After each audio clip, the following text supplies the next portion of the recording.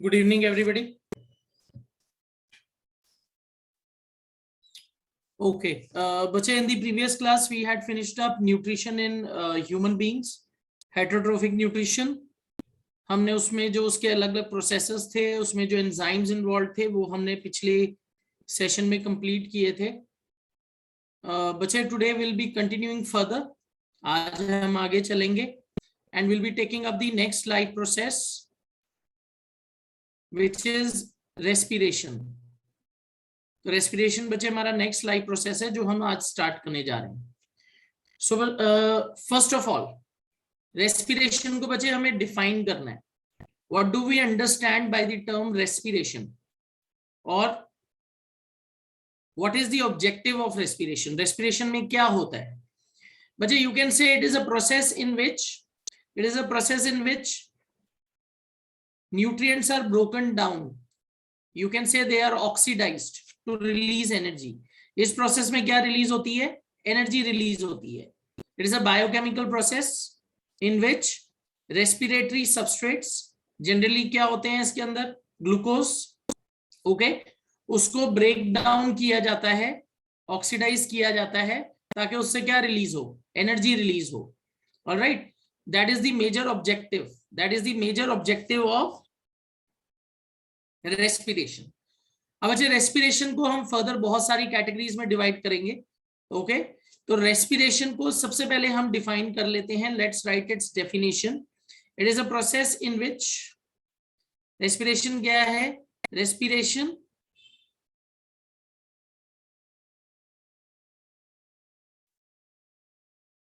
It is a process, या आप लिख सकते हो it is a biochemical process. It is a biochemical process which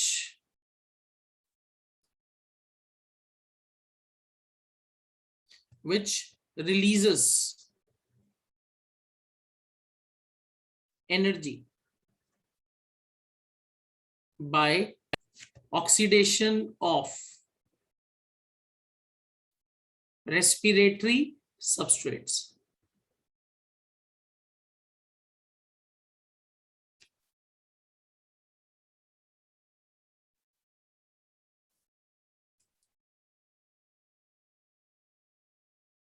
और बच्चे, मेनली रेस्पिरेटरी सबस्ट्रेट क्या होता है? Glucose. Glucose is the most common respiratory substrate. Respiratory substrate का क्या मतलब है? वो सब्सटेंस जिसमें से रेस्पिरेशन के टाइम एनर्जी रिलीज होगी. और बच्चे, ये एनर्जी जनरली किस फॉर्म में रिलीज होती है? इन द फॉर्म ऑफ एटीपी. अब बच्चे, if you talk about respiration, you will further divide it into two categories. It is of two types. इसमें दो कैटेगरीज आती हैं. First is aerobic respiration.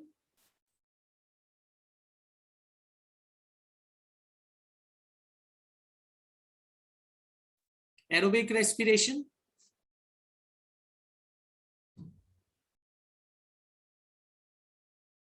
बच्चे, एरोबिक रेस्पिरेशन को हम कैसे डिफाइन करते हैं?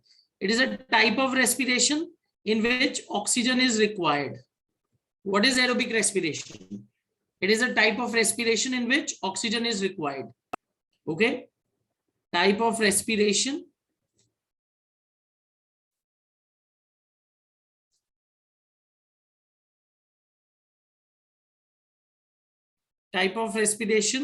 in which oxygen is required.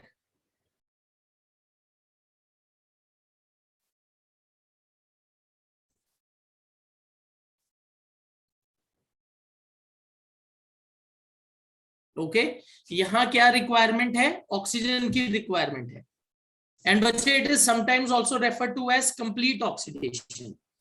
हमें ये याद रखना है कि इसमें ऑक्सीजन यूज होगी और इसमें जो एनर्जी रिलीज होती है, it leads to, this leads to, या in this process complete oxidation occurs. In this process, complete oxidation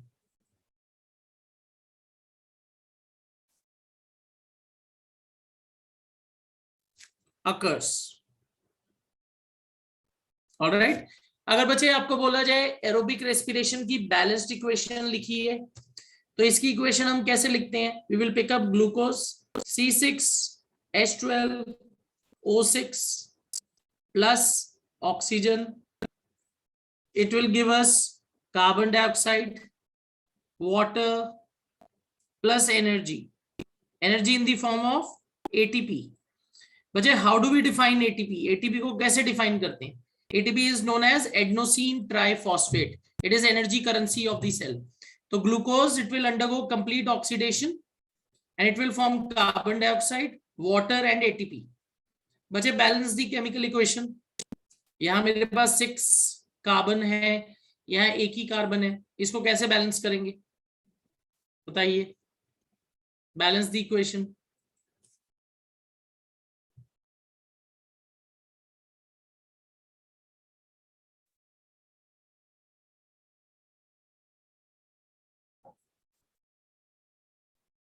कैसे कर सकते हैं इसको balance?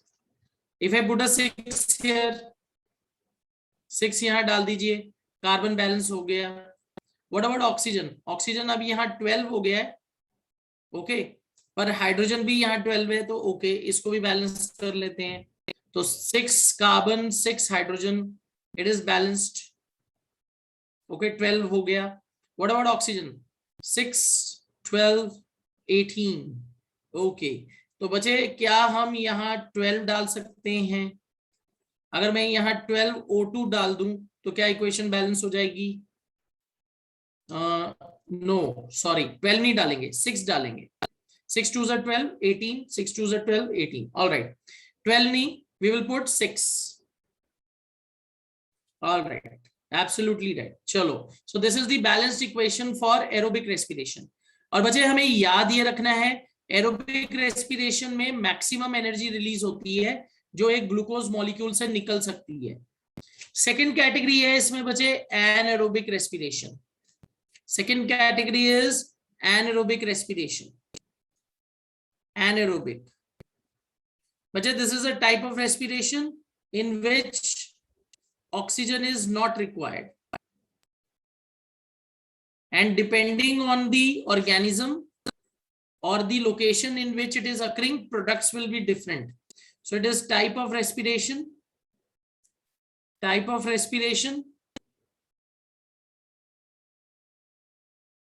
in which oxygen is not required.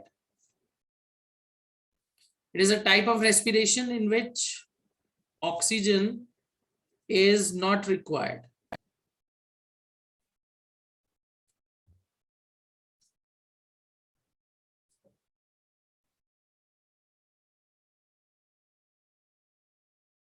ठीक है? It is a type of respiration in which oxygen is not required. और बच्चे इसके अंदर जो ऑक्सीडेशन होगी, whether it will be complete or incomplete, it is incomplete oxidation. In this process, incomplete oxidation occurs. In this process, incomplete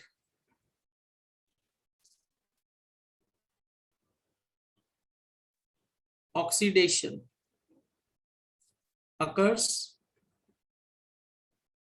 and energy released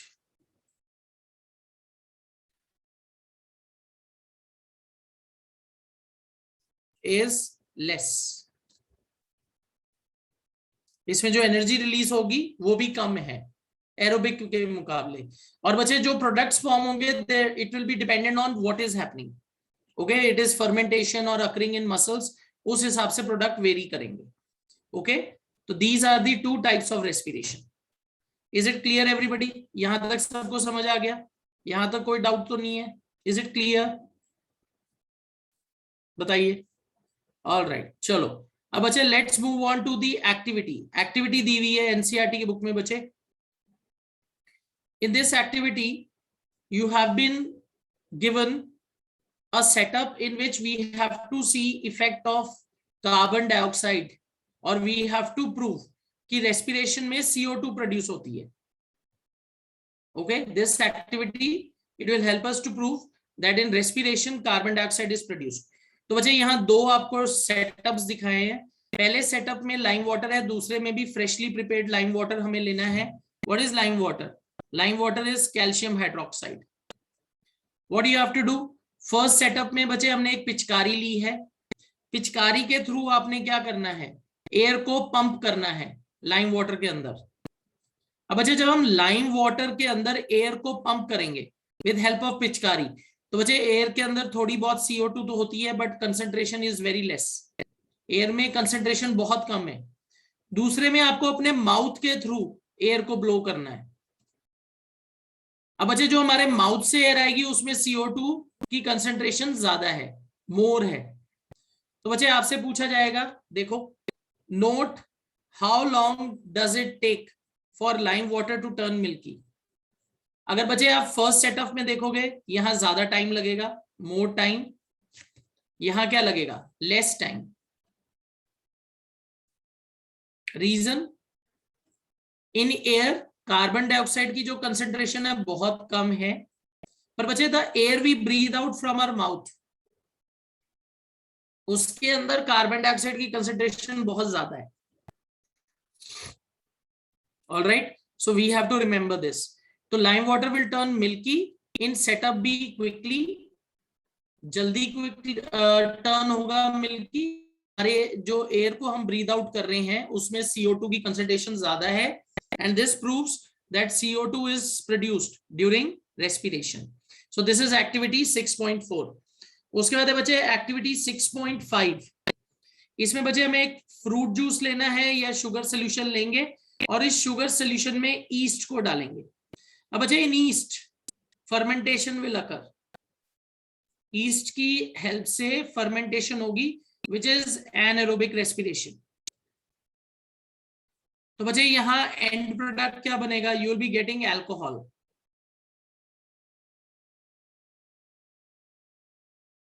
So what is going to happen when you mix yeast with sugar solution, or when you mix yeast in fruit juice? All right, so what is going to happen?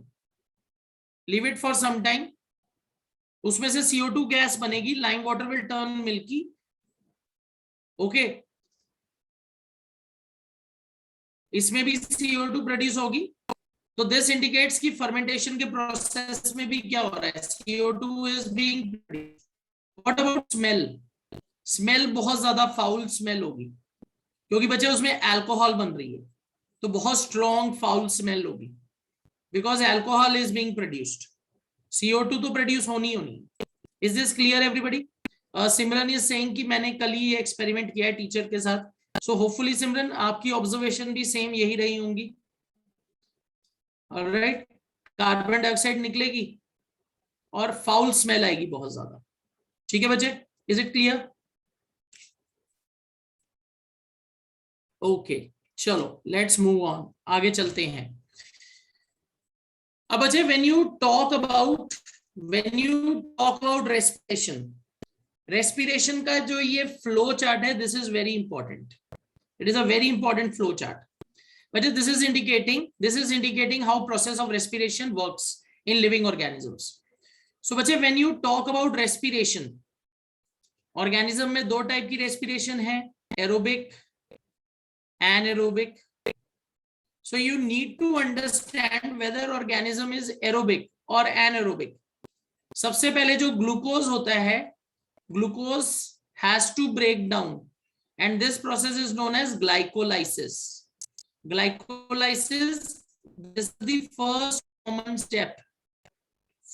common step in respiration. चाहे organism में further बचे aerobic respiration हो चाहे anaerobic respiration हो, ये step तो होगा ही, and this step is known as glycolysis. Secondly, you need to remember कि ये होता कहाँ है बच्चे? This occurs in the cytoplasm. Whether organism is aerobic और organism is anaerobic, glycolysis the first common step where glucose is broken down, this is going to occur. और बच्चे जब ग्लूकोज टूटता है, if you look at glucose is a 6 carbon molecule. Glucose is a 6 carbon molecule. तो बच्चे जब 1 glucose molecule break down होता है ग्लाइकोलाइसिस में, अगर एक ग्लूकोज मॉलिक्यूल टूटता है तो 3 कार्बन के पायरुवेट मॉलिक्यूल्स कितने बनेंगे? It will form 2 pyruvate molecules. Alright, अगर एक ग्लूकोज मॉलिक्यूल टूटता है ग्लाइकोलाइसिस में तो कितने पायरुवेट के मॉलिक्यूल्स बनते हैं? 2। Reason, glucose is 6 carbon molecule और पायरुवेट में देखो एक पायरुवेट में कितने कार्बन है? 3। So during glycolysis 1 glucose molecule breaks down to form 2 pyruvate molecules. और पायरुवेट में कितने कार्बन होते हैं? 3 carbon. And where is this step occurring? It is occurring in cytoplasm.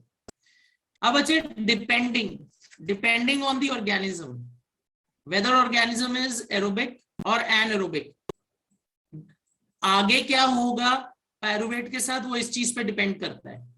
तो बच्चे if you talk about east is a unicellular fungi and it will carry out further respiration in absence of oxygen. तो मतलब इसमें anaerobic respiration है और इस process को बच्चे हम क्या कहते हैं? फर्मेंटेशन। अब बच्चे where will fermentation occur? This will also occur in cytoplasm. Fermentation किधर होती है? ये भी साइटोप्लाज्म में ही ओके। ग्लाइकोलाइसिस से पायरुवेट बना, this pyruvate will stay in the cytoplasm. Yeast क्या करेगा? It will break down to form ethanol. Ethanol is C2H5OH, ये कॉमन अल्कोहल है C2H5OH plus CO2 plus energy. So in yeast, fermentation will lead to formation of energy. It will also lead to formation of ethanol and carbon dioxide. So बच्चे this process is used. This process is used in commercial production of alcohol. इसको हम कहाँ use करते हैं? Commercial production में। Okay, distilleries जहां alcohol की production होती है वो किस प्रोसेस से होती है? It occurs by the process of fermentation. हाँ जी सिमरन। Good afternoon, sir. हाँ जी Sir, when we were writing about the anaerobic respiration, we wrote that it is a type of respiration in which oxygen is not required. So, sir, instead of writing this, can we write that it occurs in the absence or lack of oxygen? Yes, you can. आप लिख सकते हो, that would be correct. पर बच्चे देखो higher classes में आप सीखोगे देयर आर सर्टेन ऑर्गेनिजम्स जिनको ऑक्सीजन की रिक्वायरमेंट नहीं होती, वो चाहे ऑक्सीजन प्रेजेंट हो चाहे ऑक्सीजन प्रेजेंट ना हो तब भी एनारोबिक रेस्पिरेशन करेंगे।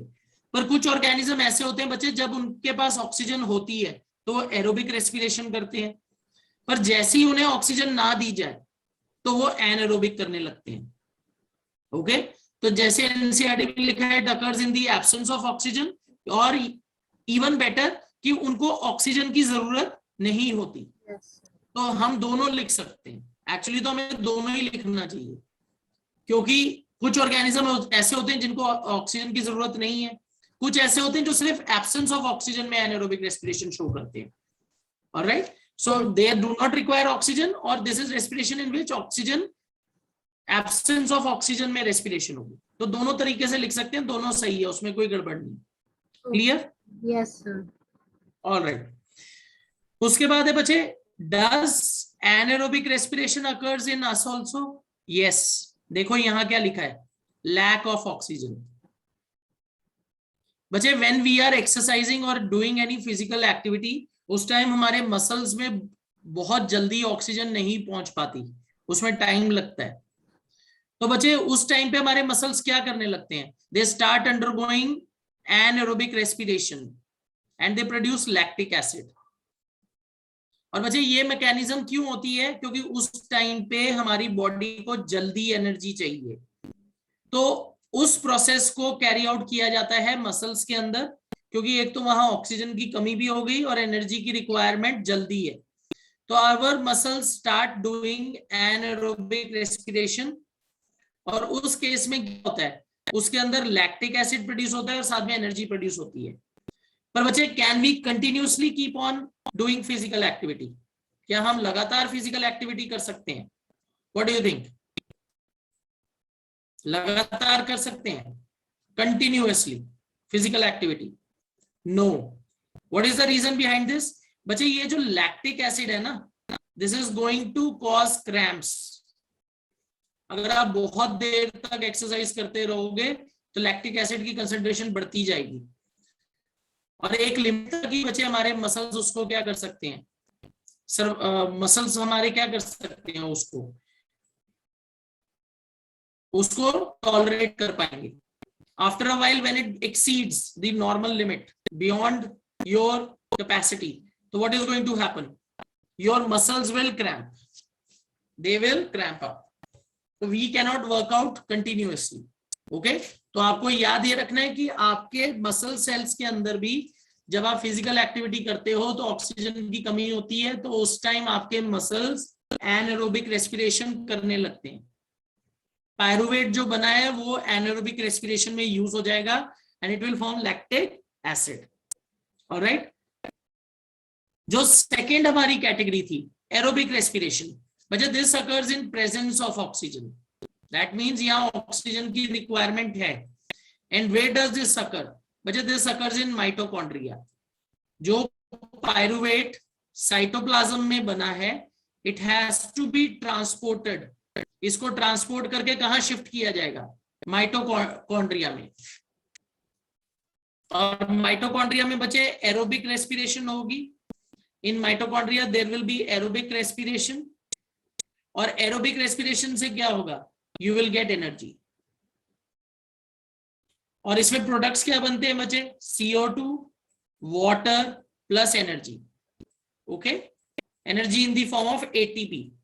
अविनाश, क्रैम्प का मतलब पेन तो होगी. क्रैम्प का क्या मतलब होता है? आपके मसल जो है स्टिफ हो जाते हैं, अकड़ जाते हैं. क्रैम्पिंग जैसे अगर बहुत देर तक भागते रहो या गर्मी में हम खेल रहे हैं, पानी नहीं पी रहे, तो उस टाइम भी बहुत पसीना भी आता है और आपके मसल्स में लैक्टिक एसिड की कंसंट्रेशन बढ़ती है, उसकी वजह से हमें क्रैम्प्स हो जाते हैं. Avinash, is that clear? Alright, ठीक है. तो बच्चे इन एरोबिक पाथवे हमें क्या प्रोडक्ट्स मिल रहे हैं? We are getting carbon dioxide, we are getting energy, we are getting water. And you need to remember aerobic respiration में मैक्सिमम एनर्जी रिलीज होती है. ओके, तो aerobic respiration will lead to maximum energy in the form of ATP. Alright. तो बच्चे ये flow chart बहुत important है. You need to be clear how these different steps और प्रोसेसेस आर अकरिंग. चलो अब आगे चलते हैं. Let's move on. बच्चे इस बॉक्स के अंदर थोड़ा सा ATP के बारे में बताया हुआ है कि ATP कैसे बनता है. बच्चे ATP is adenosine triphosphate and it is known as the energy currency. ATP किससे बनता है? ATP is formed from ADP. ADP is adenosine diphosphate. Adenosine diphosphate. Alright. इसमें क्या होता है? रेस्पिरेशन में ADP और फॉस्फेट कंबाइन होके ATP बनाते हैं. अब ये एनर्जी कैसे प्रोवाइड करता है बच्चे? In our body endothermic processes are occurring within the cell. वहां ATP को यूज करके एनर्जी रिलीज की जाती है, और हर एक ATP से बच्चे कितनी एनर्जी रिलीज होती है? दैट्स अबाउट 30.5 किलोजूल पर मोल. ये वैल्यू बच्चे आपको याद नहीं करनी है. ये अगर आपको मान लो कोई ऑब्जेक्टिव या केस बेस्ड क्वेश्चन दे दिया तो उसमें अगर ये इंफॉर्मेशन दी होगी तो आप उधर से देख के उसको लिख सकते हो. Otherwise you don't need to learn this. ठीक है? Is it clear? ATP energy currency. Can we move on? Alright, चलो लेट्स मूव ऑन. आगे चलते हैं. अब अच्छा, we are going to first talk about respiration in plants.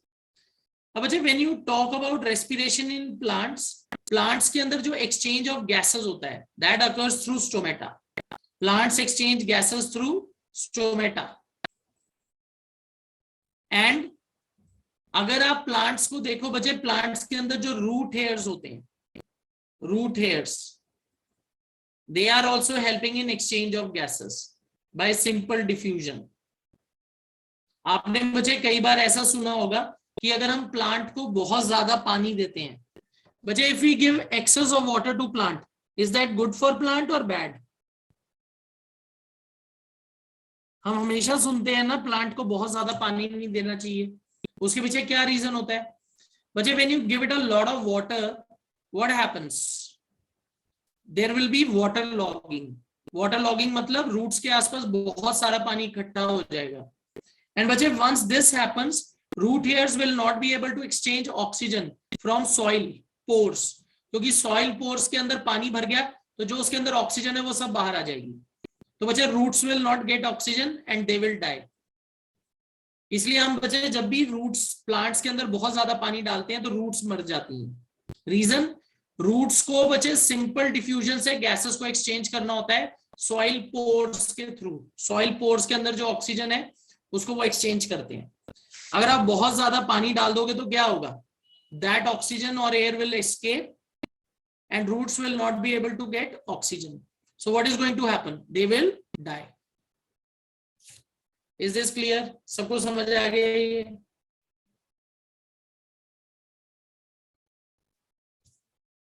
Okay बच्चे ये वाला जो पैराग्राफ है यहां बताया हुआ है कि डे टाइम में ज्यादा प्लांट क्या करता है? ज्यादा प्लांट क्या करेगा? ऑक्सीजन को रिलीज करता है, क्योंकि उस टाइम ऑक्सीजन बहुत ज्यादा क्वांटिटी में बनती है. तो हमें ऐसा लगता है कि डे टाइम में प्लांट रेस्पिरेशन नहीं कर रहा, but that is not true. During day time also respiration is occurring in plants and carbon dioxide is given out. But बच्चे when you compare it with concentration of oxygen produced, oxygen is way more, तो CO2 का पता नहीं चलेगा. Night time में उल्टा होता है, ज्यादा CO2 प्रोड्यूस होती है. ये बच्चे हमने उस दिन डिस्कस भी किया था. We had discussed it in the previous class. Night time we should not sleep under large trees, क्योंकि more of CO2 is given out, and that might lead us to feeling dizzy, unconscious भी हो सकते हैं हम. तो इसलिए advice किया जाता है कभी भी बड़े पेड़ के नीचे नहीं सोना है. So during daytime, plant will give out more oxygen through stomata, but during night condition is reversed. कौन सी ज्यादा गैस रिलीज होगी? CO2. ठीक है बच्चे, चलो अब बच्चे will move on to animal kingdom. बच्चे when you talk about animal kingdom, सबसे पहले इसमें हमें देखना है फिशेस को. अब बच्चे fishes they breathe under water, they breathe under water. Alright. And बच्चे when they have to breathe under water, इसके लिए इनको स्पेशल ऑर्गन्स चाहिए होते हैं.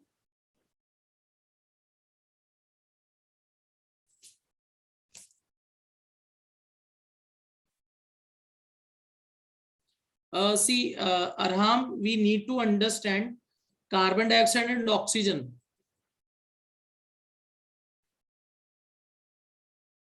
आपका पॉइंट बिल्कुल सही है. CO2 और ऑक्सीजन तो नेचुरली है, फोटोसिंथेसिस से बन रहे हैं, रेस्पिरेशन के टाइम रिलीज हो रहे हैं. पर बच्चे जो दूसरी गैसेस हैं, ये बच्चे जब हमारा अर्थ का एटमॉस्फेयर बना था ना, due to special conditions, high heat, high pressure, lightning, उन एनर्जीज की वजह से ये एलिमेंट्स बने हैं. तो आज जो अपने आप एटमॉस्फेयर में नाइट्रोजन गैस वगैरह देख रहे हो, ये जब हमारा एटमॉस्फेयर बना है ये तब की बनी हुई है. और बच्चे वेरियस प्रोसेसेस से क्या हो रहा है, इनके अंदर बैलेंस रहता है. जैसे नाइट्रोजन साइकिल है, ऑक्सीजन साइकिल है, वाटर साइकिल है, इससे गैसेस का एक बैलेंस बना रहता है. यू नीड टू अंडरस्टैंड, जब एटमॉस्फेयर बना था उस टाइम ये स्पेशल कंडीशंस थी जब ये एलिमेंट्स बने. ठीक है आराम? Okay, alright. तो बच्चे fishes can breathe under water, and for this what is going to happen, they will require gills. उनको बच्चे गिल्स की जरूरत है. अब बच्चे gills are respiratory organs which help in exchange of dissolved gases in water. all right. Gills क्या करती हैं बच्चे? फिशेस को डिसॉल्व्ड गैसेस जो वाटर के अंदर है उसको एक्सचेंज करने में हेल्प करते हैं. अब बच्चे मैकेनिज्म क्या है इसके अंदर? अगर आप कभी भी नोटिस करो, fish will continuously take in water from its mouth. Fish क्या करती है, लगातार अपने माउथ के थ्रू वाटर को अंदर लेके जाती है, और उसको वो कहां पास करती है, ओवर इट्स गिल्स, गिल्स के ऊपर. अब बच्चे whenever you talk about any respiratory organ, respiratory organs के अंदर सरफेस एरिया को इंक्रीज करना सबसे बड़ी प्रायोरिटी होती है, और उसको ब्लड सप्लाई अच्छी देनी होती है. रीजन, अगर ब्लड सप्लाई उसमें अच्छी आएगी और उसका सरफेस एरिया ज्यादा होगा तो बच्चे exchange of gases will become easier. तो अगर आप कभी भी गिल्स को देखो, अगर आप कभी भी गिल्स को देखोगे तो what is going to happen, you will notice that they have a very large surface area. उनका सरफेस एरिया बड़ा होता है. Okay.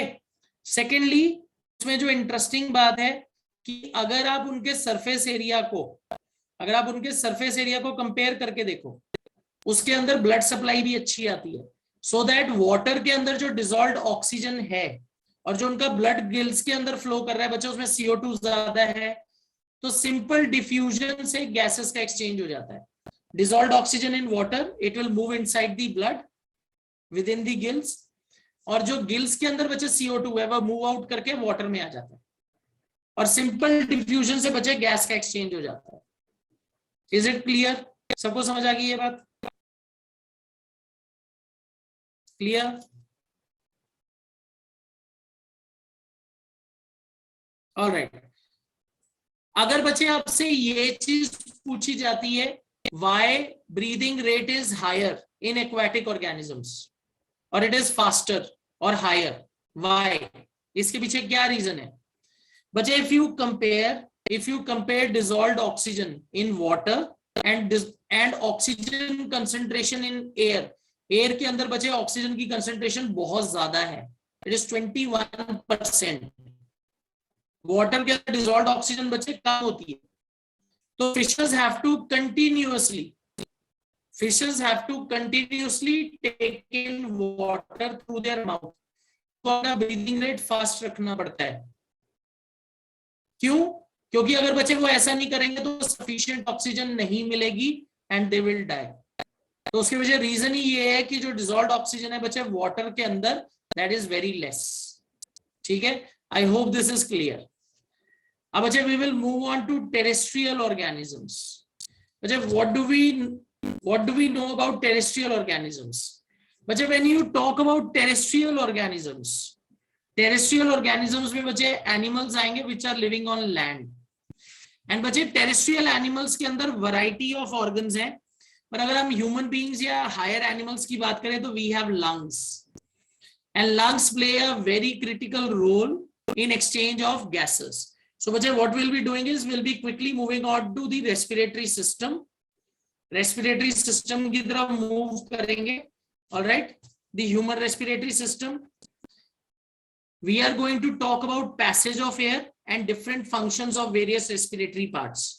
So, we have a pair of nostrils. Nostrils are openings.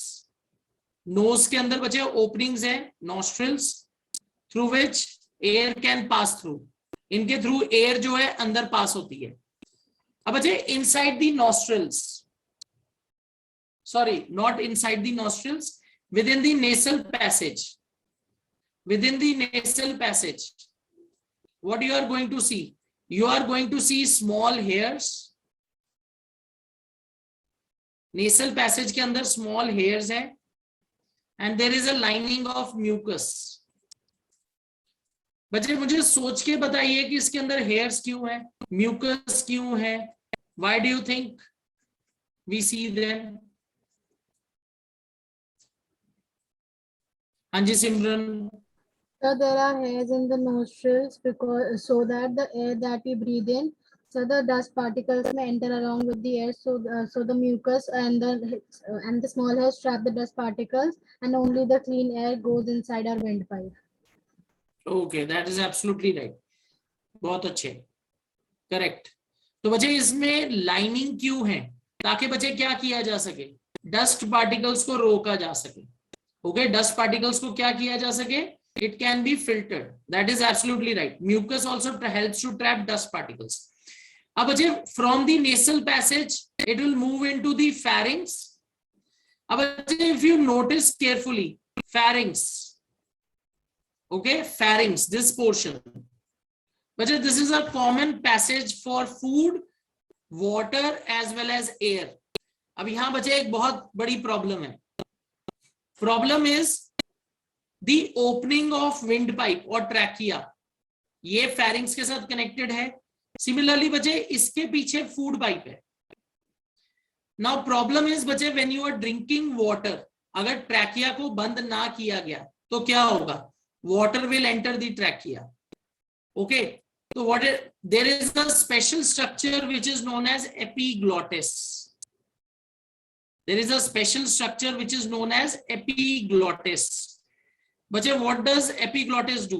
Epiglottis क्या करता है? It is a flap-like structure.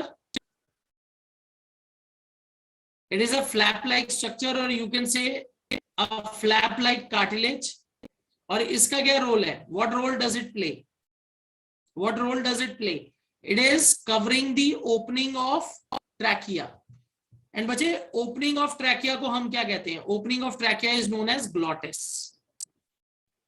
So what is happening actually is when you are swallowing food, जब आप बच्चे फूड स्वॉलो करते हो या वाटर को स्वॉलो करते हो, तो आपका जो ग्लॉटिस है उसके ऊपर एपिग्लॉटिस क्या करता है? उसको कवर कर देता है. उसको कवर कर देता है. और आपके विंड पाइप के पीछे फूड पाइप है. So your food and water, it will pass into the food pipe instead of moving into the wind pipe. It will cover the opening of glottis and water and food will enter the food pipe. तो ये बच्चे क्या कर रहा है? It is preventing choking. अगर बच्चे पानी या खाना ट्रैकिया के अंदर चला गया तो our wind pipe will be closed. It will be blocked and it will be a very difficult situation. कई बार तो बच्चे कई बार लोगों की डेथ भी हो जाती है इससे. So this is the reason. इसी के पीछे ये रीजन है कि जब हम खाना खाते हैं तो वी आर एडवाइज्ड कि जब हमें स्वॉलो करना है या हमारे मुंह में खाना है तो वी शुड नॉट टॉक. क्योंकि जब बच्चे हम बोलते हैं तो हमारा एपिग्लॉटिस जो है वो ओपन कर देगा ग्लॉटिस को. क्योंकि बच्चे we have to speak through our larynx and air has to pass through it. और जब बोलते हुए खाना खा के आप स्वॉलो करने की कोशिश करोगे बच्चे, it will go into your trachea. तो this is one thing that we need to remember. Alright. उसके बाद बच्चे यहां अगर आप देखो लैरिंग्स, बच्चे larynx is also known as the voice box. Larynx is also known as the voice box. बच्चे इसके अंदर वोकल कॉर्ड्स होते हैं. Vocal cords they are made up of cartilage. Cartilage के बने होते हैं ये. और बेटा ये वाइब्रेट करके क्या प्रोड्यूस करते हैं?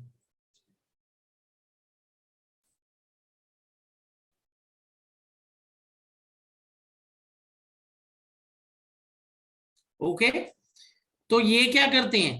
They carry, sorry, vocal cords जो हैं ये क्या करते हैं? They help to produce sound. Okay Simran, I am not able to get your question. It is saying vein deoxygenated blood to lungs. Pulmonary vein. बच्चे नॉट पल्मनरी वेन, सॉरी बच्चे आपको यहाँ पल्मनरी आर्टरी लिखनी है. Pulmonary artery carries deoxygenated blood to lungs. Pulmonary vein, it will carry oxygenated blood from lungs to heart. Artery क्या करता है? Artery carries oxygenated blood to lungs. This is wrong. Artery बच्चे oxygenated blood नहीं लेके जाएगा lungs के पास, deoxygenated लेके जाता है. And pulmonary artery deoxygenated blood from heart to lungs. बच्चे I am not able to understand. मतलब आप क्या pulmonary vein and pulmonary artery? बच्चे दिस इज करेक्ट. वेन, बच्चे वेन का क्या है? It brings deoxygenated blood from all body parts to heart. आपने जो लिखा है ना वेन में, deoxygenated blood to lungs, that is wrong. Veins carry deoxygenated blood from all body parts to heart. What is the role of artery? Artery will carry oxygenated blood from heart to all other body parts except pulmonary artery. Simran, is it clear? Vein क्या करेगी? सारे body parts से deoxygenated blood को heart में लाएगी. Artery क्या करेगी? It will carry oxygenated blood from heart to all body parts. बस इसमें एक्सेप्शन क्या आती हैं? Pulmonary vein and pulmonary artery. Clear Simran? Simran हाँ जी बोलो। The pulmonary vein carries deoxygenated blood from the lungs to the heart or oxygenated. बेटा अगर आप आर्टरीज और वेन्स की बात करते हो ना, तो arteries and veins are blood vessels. हमारी बॉडी में बहुत सारी आर्टरीज हैं, बहुत सारी वेन्स हैं। आर्टरीज क्या करती हैं? आर्टरीज ऑक्सीजनेटेड ब्लड को हार्ट से बॉडी पार्ट्स के पास लेके जाती हैं। पर इसमें एक्सेप्शन क्या है? Pulmonary artery. Pulmonary artery will carry oxygenated blood from heart to lungs. सिर्फ एक ही आर्टरी है जिसमें डीऑक्सीजनेटेड ब्लड है, वो है पल्मोनरी आर्टरी। वेन्स का क्या काम है? All veins carry deoxygenated blood from body parts back to heart except pulmonary when.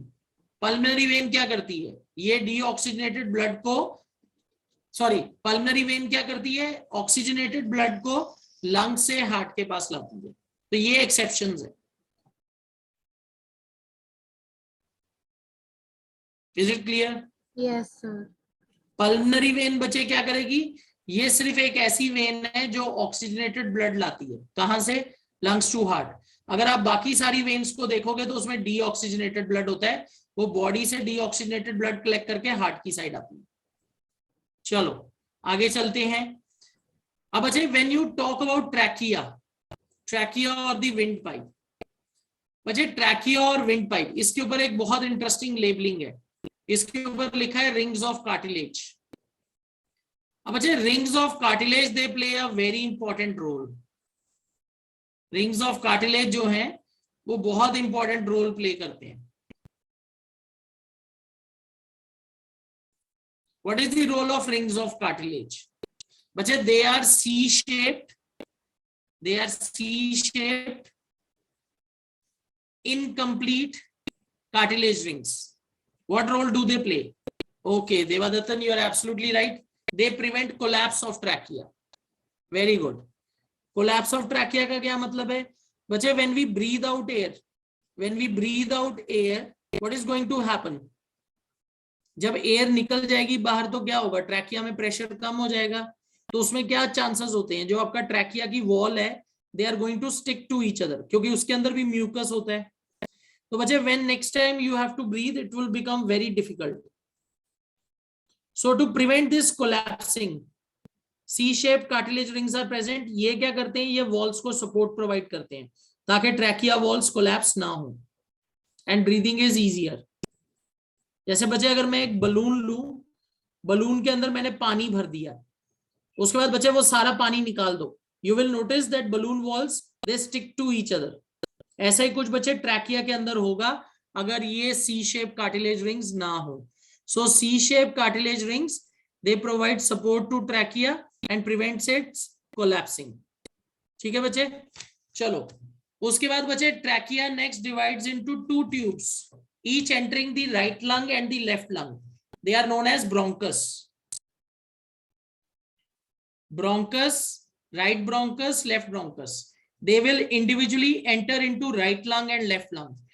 They are going to बच्चे further divide into bronchioles, primary, secondary, tertiary. बच्चे ये जो further division हो रही है, क्यों हो रही है? ताकि surface area बढ़ाया जा सके। और end में जाके बच्चे bronchioles के क्या होगा? You will get alveolar sac और air sac. Okay, air sacs और एल्वियोलर सैक, जिनको बच्चे हम एल्वियोलाई भी कह देते हैं, एल्वियोलाई।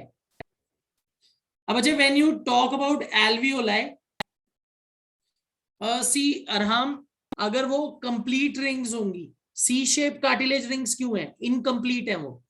अगर वो कंप्लीट रिंग्स होंगी तो बच्चे वो अच्छी तरह एक्सपैंड या कॉन्ट्रैक्ट नहीं कर पाएंगी, क्योंकि पूरा सपोर्ट मिल जाएगा उनको चारों तरफ से, तो बच्चे वो पूरे तरीके से कॉन्ट्रैक्ट और एक्सपैंड नहीं कर पाएंगे। तो सी शेप से क्या होता है? कॉन्ट्रैक्शन एक्सपेंशन में कोई प्रॉब्लम नहीं है, पर उनकी प्रेजेंस की वजह से आपकी जो ट्रैकिया की वॉल है वो चिपकती नहीं है। They are not going to stick each other. बच्चे टुडे इटसेल्फ इन माय एक और मैं क्लास ले रहा था, तो उसमें मैं बच्चों के साथ डिस्कस कर रहा था. I was saying, if we look at the animals or us ourselves, अगर हम अपना बॉडी स्ट्रक्चर देखें ना, we are, you can say we are machines of highest order. हमारे अंदर जो पार्ट्स हैं वो किसी भी मशीन से बहुत सुपीरियर है. Just look at how our body is designed. अब सोचो, सी शेप कार्टिलेज रिंग ना होती तो क्या होता, अगर वो कंप्लीट होती तो क्या होता. Just imagine the amount of, you can से, किसका स्किल बोलूं, साइंस तो वैसे गॉड में बिलीव नहीं करता है, पर बच्चे look at the amount of, you can say, the engineering involve in our bodies. Our working of heart, human heart का स्ट्रक्चर वर्किंग, ब्रेन का वर्किंग, आईज की वर्किंग. मतलब आप किसी भी सुपीरियर मशीन को आराम से क्या कर सकते हो, हरा सकते हो. दैट इज, मतलब आउटस्टैंडिंग, मतलब इतनी जबरदस्त डिजाइनिंग है. ओके, ऑलराइट, चलो लेट्स टॉक अबाउट एल्वियोलाई. बच्चे when you talk about alveoli, I am going to just write the alveoli, they are in lungs. Okay, exchange of gases. Exchange of gases. But this occurs within the lungs with the help of alveoli. Okay. अब बच्चे alveoli के अंदर exchange of gases कैसे होते हैं?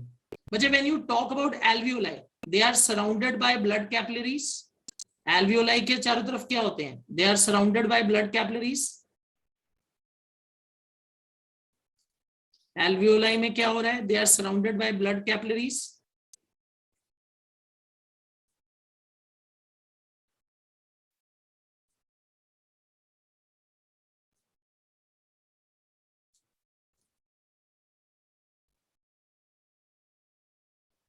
Alright, they are surrounded by blood capillaries. और बच्चे ये जो ब्लड कैपिलरीज हैं, इनके अंदर कौन सा ब्लड होता है? ऑक्सीजनेटेड और deoxygenated? They have deoxygenated blood. Alright, they have deoxygenated blood. They carry deoxygenated blood. बच्चे what do we understand by deoxygenated? CO2 more. CO2 की कंसेंट्रेशन इनके अंदर क्या होगी? हाई होगी. CO2 is more. All right. अब बच्चे when you talk about air in the alveoli, fresh air, when we breathe in, inhalation में क्या होता है? During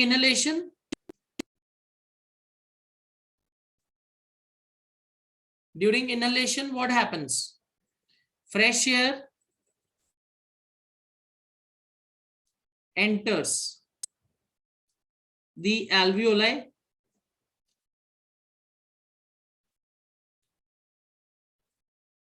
During inhalation, fresh air enters the alveoli where oxygen concentration is high.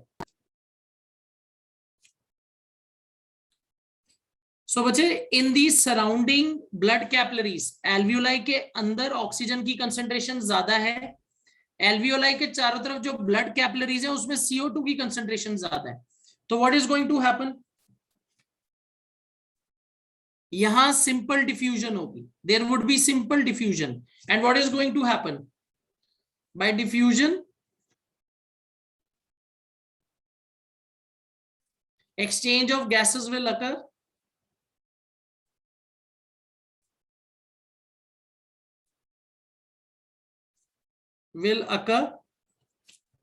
Oxygenated blood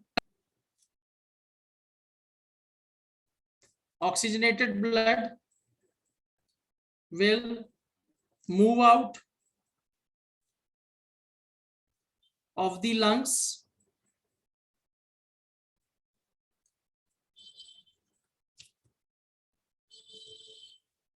through, कौन सी when है बच्चे इधर? Pulmonary when towards the heart.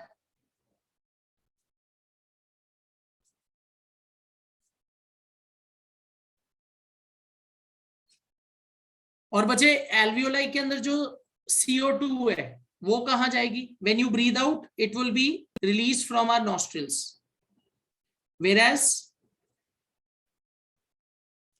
CO2 in the alveoli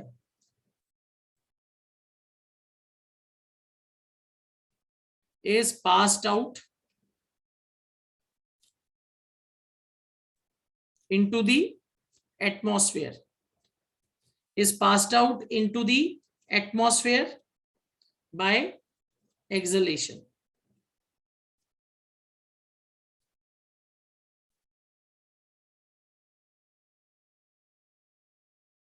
ठीक है बच्चे, इज दिस क्लियर? सबको समझ आ गया? ये एक्सलेशन का क्या मतलब है बच्चे? Release of air into the atmosphere, inhalation means intake of air. तो बच्चे इस तरीके से एयर का एक्सचेंज होता है एल्वियोलाई के अंदर। ऑलराइट, चलो लेट्स मूव ऑन। बच्चे देखो यहां एक चीज बताइए, do you know smoking is injurious for health because this causes lung cancer? ये तो सबको ही पता होगा। Alright, so this will affect our cilia, dust trapping, जो बच्चे germs वगैरह उसको move नहीं किया जा पाएगा और उसकी वजह से क्या होगा? harmful chemicals will enter our lungs, it will cause infection and this leads to lung cancer. Okay, बच्चे यहाँ एक बहुत इंपॉर्टेंट चीज है जो आपसे पूछी जाएगी, how oxygen is transported in blood और CO2 is transported in blood. बच्चे within the blood there are respiratory pigments. हमारे बॉडी के अंदर बच्चे रेड ब्लड सेल के अंदर कौन सा रेस्पिरेटरी पिगमेंट है? हीमोग्लोबिन। अब बच्चे haemoglobin is a very special respiratory pigment, depending on concentration of gas वो उसके साथ बाइंड करता है। बच्चे if oxygen concentration is more, ये ऑक्सीजन के साथ बाइंड करेगा, CO2 को छोड़ देगा। अगर CO2 की कंसंट्रेशन ज्यादा है, ये ऑक्सीजन को छोड़ देगा, CO2 के साथ बाइंड कर लेगा। तो बच्चे it can irreversibly bind with either oxygen और CO2 depending on it's concentration. जब बच्चे एक्सचेंज ऑफ गैसेस होता है एल्वियोलाई के अंदर, जो एल्वियोलाई के चारों तरफ ब्लड है वो डीऑक्सीजनेटेड है, तो उसमें CO2 ज्यादा होता है। एल्वियोलाई के अंदर ऑक्सीजन ज्यादा है, डिफ्यूजन से गैसेस एक्सचेंज हुई, हीमोग्लोबिन क्या करेगा? CO2 को छोड़ देगा, ऑक्सीजन को उठाएगा और वो टिश्यूज के पास चला जाएगा। टिश्यूज में क्या होता है? ऑक्सीजन की डिमांड ज्यादा है, CO2 कम है, सॉरी ऑक्सीजन कम है, CO2 ज्यादा है, तो टिश्यूज का CO2 निकल के ब्लड में, ब्लड का ऑक्सीजन निकल के टिश्यूज में। तो हीमोग्लोबिन ने क्या किया है? ऑक्सीजन को छोड़ दिया, CO2 के साथ बाइंड किया और फिर वो वापस लंग्स की साइड। तो बच्चे this is how haemoglobin helps in transfer of oxygen and CO2. It can bind with either oxygen or CO2 depending on their concentration. Okay, Devadatta, you are absolutely right. Hemoglobin के अंदर ion होता है। बच्चे what is lack of hemoglobin known as? अगर hemoglobin कम हो जाए हमारी body में, what is that condition known as? ये तो एक कॉमन डेफिशिएंसी डिजीज है, ये आपने लोअर क्लासेस में भी पढ़ा होगा। This condition is known as anaemia. Okay, Anisha, you are absolutely right. Anemia. बच्चे when you become anemic, hemoglobin कम हो जाता है, तो बच्चे उससे क्या रहता है? पर्सन इज टायर्ड, टायर्डनेस रहती है, थकान, क्योंकि बच्चे बॉडी के अंदर ऑक्सीजन सही तरीके से ट्रांसफर नहीं हो रहा, and you will feel tired. Alright, I hope this is clear to everybody.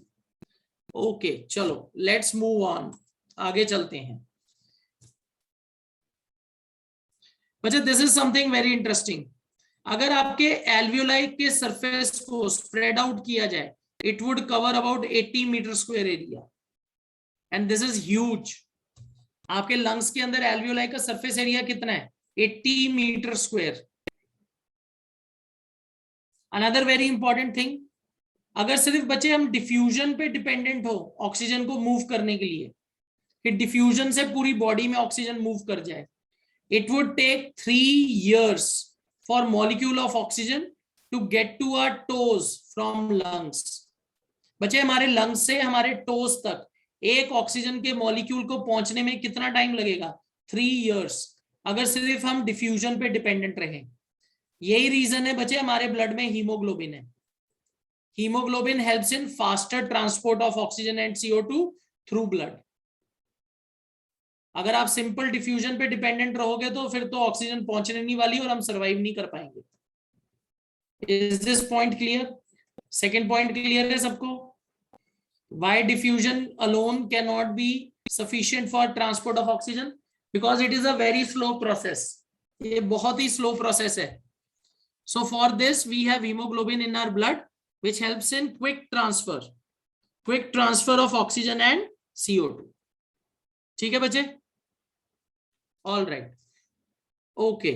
यहां बच्चे एक और important चीज है. बच्चे how our lungs are protected? हमारे लंग्स कैसे प्रोटेक्टेड रहते हैं? What helps in protection of our lungs?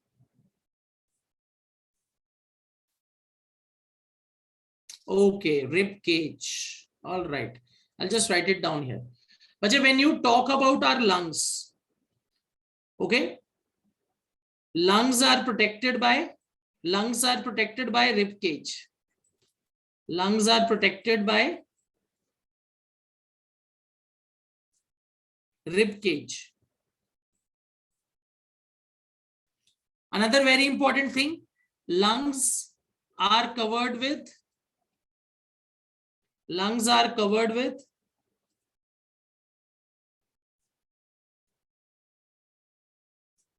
double layered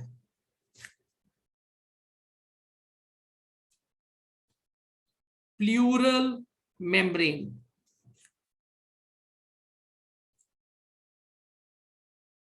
Okay, lungs are covered with double layered pleural membrane. और बच्चे इस प्लूरल मेम्ब्रेन के अंदर फ्लूइड भी होता है. विद इन दी लेयर्स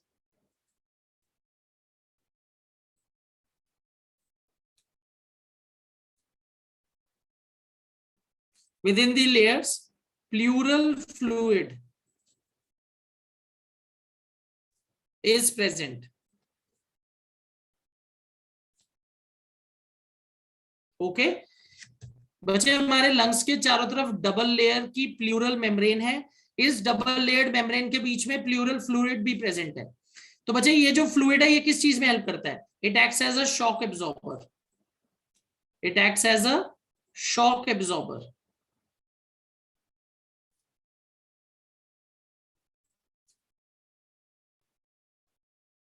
ठीक है. So our lungs are protected by rib cage.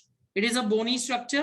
In addition to that, our lungs are covered with a double-layered pleural membrane.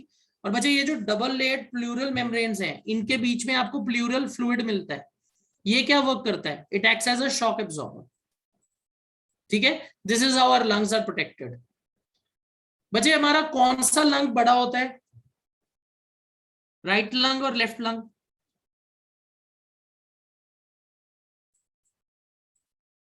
Okay Devadattan, left lung बड़ा नहीं होता, राइट लंग बड़ा होता है.